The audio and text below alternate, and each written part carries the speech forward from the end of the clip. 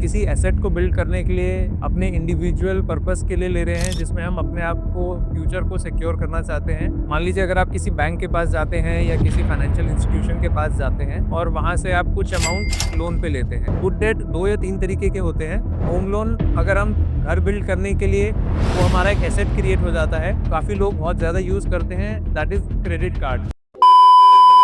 Good afternoon friends, welcome back to Greenwin Finserv, our YouTube channel. आज हम बात करेंगे एक ऐसे मिथ के बारे में जिसमें काफ़ी लोग कंफ्यूज हो जाते हैं, क्या लोन लेना सही है या गलत। तो इसके लिए हमको ये समझना बहुत ज़रूरी है कि लोन हम किस पर्पस के लिए ले रहे हैं। और लोन 2 तरीके के होते हैं, जिसको हम गुड डेट कहते हैं और बैड डेट कहते हैं। गुड डेट का मतलब ये होता है अगर हम किसी एसेट को बिल्ड करने के लिए अपने इंडिविजुअल पर्पस के लिए ले रहे हैं, जिसमें हम अपने आप को फ्यूचर को सिक्योर करना चाहते हैं, वो हो गया गुड डेट।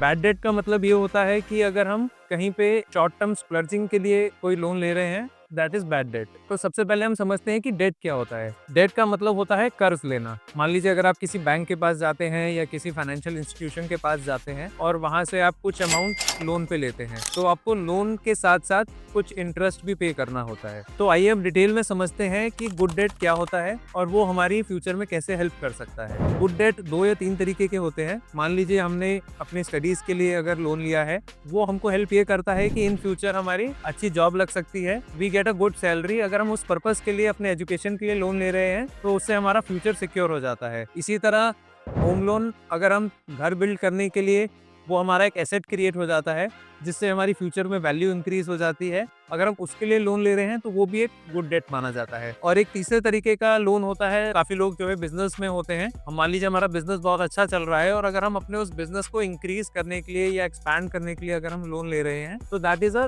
Good date. इन चीजों के लिए अगर हम लोन ले रहे हैं, वो हमको फ्यूचर में कहीं ना कहीं जाके हेल्प करेगा। अब हम समझते हैं कि बैड डेट क्या होता है। बैड डेट होता है, सबसे पहले जो काफी लोग बहुत ज्यादा यूज करते हैं, that is credit card.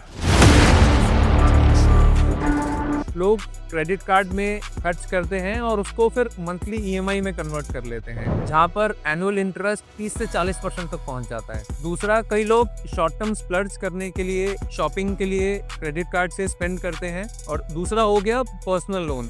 Personal loan का जो इंटरेस्ट रेट होता है वो 15 से 18% होता है। और उस पर अगर कोई शॉर्ट टर्म एक्सपेंस के लिए, किसी स्प्लर्ज करने के लिए, फोन खरीदने के लिए या कार खरीदने के लिए, मान लीजिए अगर आपने पर्सनल लोन लिया, वहाँ पे आपको एक तो बहुत ज्यादा इंटरेस्ट रेट चुकाना पड़ता है, और जो एसेट या जो भी आप चीज खरीद रहे हैं वो कुछ टाइम के बाद डिप्रिशिएट हो जाता है। तो ये हो गया बैड डेट। तो आप लोगों को ये समझना बहुत जरूरी है कि आप किस कैटेगरी के अंदर आपका लोन फॉल कर रहा है। क्या वो गुड डेट के अंदर फॉल कर रहा है या बैड डेट के अंदर फॉल कर रहा है। तो इसको हम अब एक कोशिश करते हैं एक एग्जाम्पल से समझने के लिए। रोहन ने 5 लाख का लोन लिया अपनी स्टडीज के लिए। उसने अपने फ्यूचर को सिक्योर किया और स्टडी कंप्लीट होने के बाद उसकी जॉब लग जाती है 40 से 50 हजार रुपए की, जिसमें वो इजीली अपने लोन को रीपे कर पाता है। वहीं प्रिया ने 5 लाख का लोन लिया शॉपिंग करने के लिए, उसको स्प्लर्ज कर दिया। अब उसको उसका इंटरेस्ट भी पे करना है, which is at a very higher percentage. और कहीं ना कहीं इसमें हमारा स्ट्रेस भी बढ़ जाता है कि हमको लोन की ईएमआई भी पे करनी है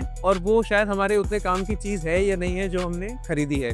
तो ये हमको ध्यान रखना बहुत ज़रूरी है कि जो हम लोन ले रहे हैं, क्या वो गुड डेट के अंदर क्वालिफाई करता है, क्या वो बैड डेट के अंदर क्वालिफाई करता है। तो इसलिए लोन लेना गलत नहीं है, किस पर्पस के लिए हम लोन ले रहे हैं वो ध्यान में रखना बहुत ज़रूरी है।